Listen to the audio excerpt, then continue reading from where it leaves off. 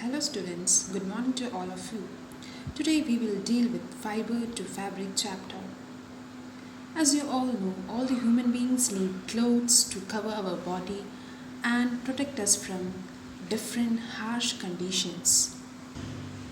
We wear different clothes according to season, occupation, occasion, age, gender, lifestyle and culture. Dressing varies according to occupation, according to a culture. By seeing one's dressing, we can easily imagine to which profession he or she belongs. So let's go back to the history of clothes. In ancient times, human beings used to cover their body with the help of leaves or bark or with the animal skin. As time passed, they learned to grow fiber crops such as jute and cotton, and in that time stitching was not much familiar and they doesn't know how to stitch. And then they used to drape unstitched clothing, and after some times what happened, sewing needle was invented, and this was the history of clothes.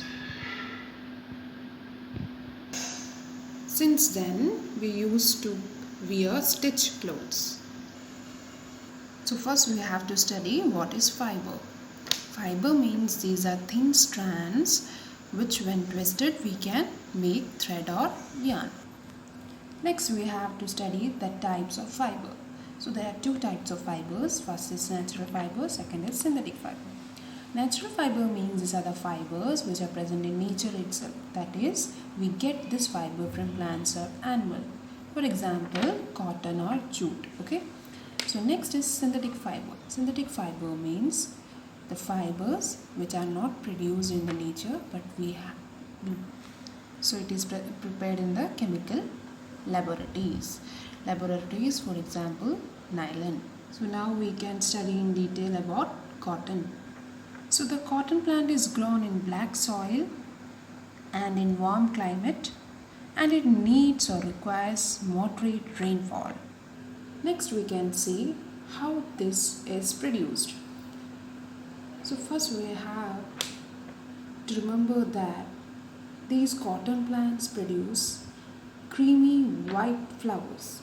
So when these flowers dry, these will fall off, and then we can see cotton balls, and when this dries these burst out and we can see white fiber and black cotton seeds. That means these black cotton seeds are covered by white fiber.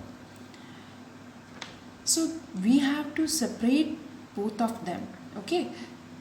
So the process in which black cotton seeds are separated from white fiber, this process is called as ginning. Ginning can be done by manually also or by machines. But if it is done by machine, we call them as cotton gins. This machine is called as cotton gins. Otherwise, we can do it by our hand also. Okay. So now these cotton fibers are converted into bale, and these are taken to textile mills and then spun into yarn and then to fabric. This is cotton plant. You can see. I think you can see it clearly. This is cotton plant.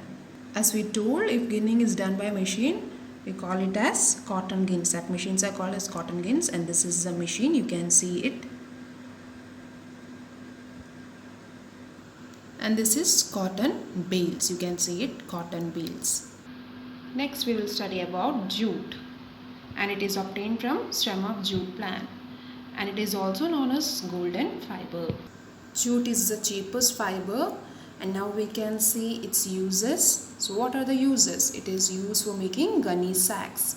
So in sacks we can store different items like rice, etc. Okay, and it is also used to make mats, robes, carpets, then shopping bags and clothes. Okay, so now we can see where it is grown. So it needs warm climate and it is grown in clay or alluvial soil. and whatever the rainfall, it needs more rainfall. Okay, so it is grown in West Bengal and Assam. This is jute bags. So let's see how jutes are produced. In the first figure you can see the jute plants.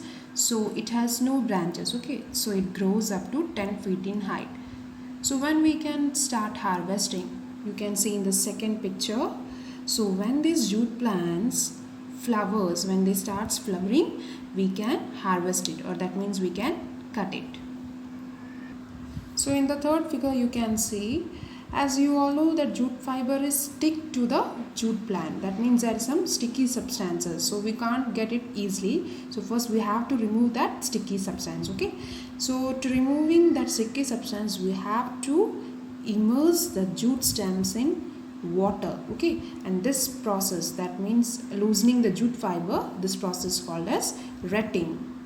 Then we can separate the jute fibers from the stem. And in the last step, these jute fibers are washed and then we dry it. So the next plant fiber is flax. So this flax fiber is obtained from linseed. It is also known as common flax. So this is flax plant. I think you can see it. This is flax plant. This fiber is grown in colder regions. Now we can see the uses. It is used to make linen, and this linen can be used to make bed sheets and tablecloths. The next fiber is coir. This is coconut coir, you can see. So coconut, you can see as in the picture, there is a dry husk of coconut covering, and that is called as coir. So coir is obtained from dry husk of coconut covering called coir. So what are the uses? It is used to make doormats, carpets, then handbags and ropes. Okay, and it is also used as filling in sofa seats, etc. Next we have to study kapok. Kapok is obtained from the tree called kapok. Okay, obtained from seed pods of a tree, that is called as kapok. This is kapok plant, and this is also used as filling in pillows and mattresses. Thank you for listening. Please revise all the portions and take care, students. Bye.